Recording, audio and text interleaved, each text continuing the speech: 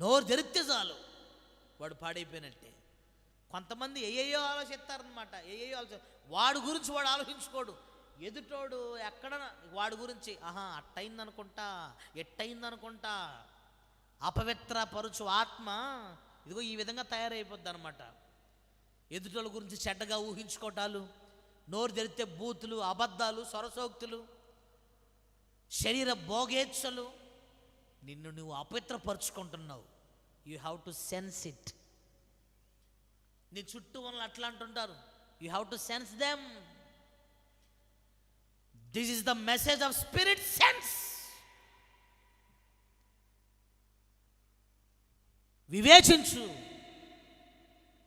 ఎక్కడ దూరం అయిపోతున్నావో దేవునికి వివేచించు కాస్త. Sense of your soul, sense your body.